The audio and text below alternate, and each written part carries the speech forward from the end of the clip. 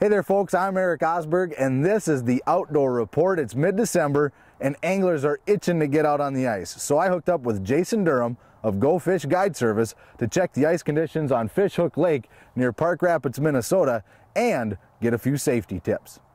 When we go out onto the ice, we always want to be aware of everything that's going on around us. We want to make sure that we don't have current coming into an area. Of course, that's going to make the ice a lot thinner than we want. We want to be safe out here. And if you're on a lake that you're not familiar with, you got to make sure that you look at the maps, talk to local experts, and make sure you stay away from those areas that could be open right now. So we haven't gone far from shore at all. We don't want to go any further until we check to see how thick this ice is. So we're going to drill a hole real quick, measure the ice, and then proceed from there.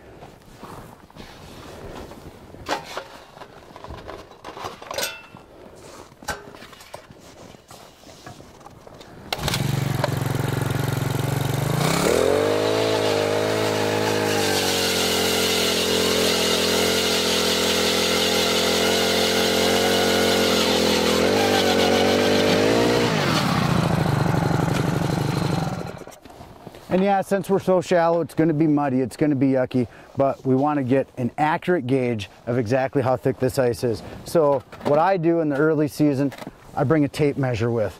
You know, there's a big difference between 3 inches of ice and 4 inches of ice, and we want to make sure that we're going to be safe. And by the time it took for me to drill that hole, I'm thinking we're pretty good.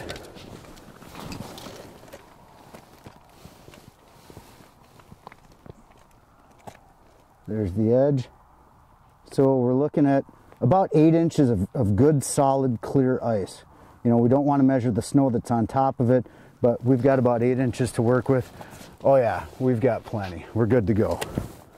Now, this isn't the only time I'm going to check though. As we get out towards this larger portion of the lake, we want to check the ice again and make sure that it's not thinner out there, because the lakes don't freeze all at once. It might take several days for the entire lake to be encased with ice. So we're going to make sure we're safe by checking it periodically as we go out to our area.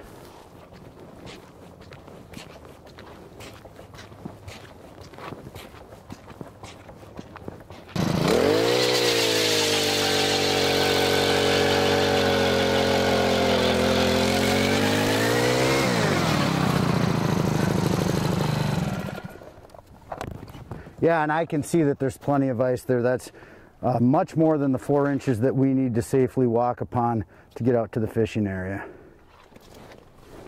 Let's go.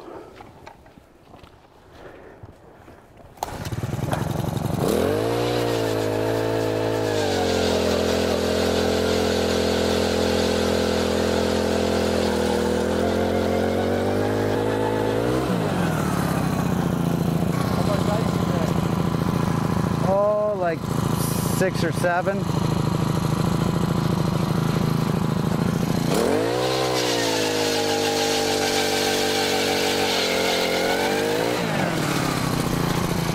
Five. And you can see right here we've got a lot of different edges. You can see, you know, where the ice is actually white or where there's a ridge here. You have to be extremely careful around those areas because the ice depth can change quite a bit.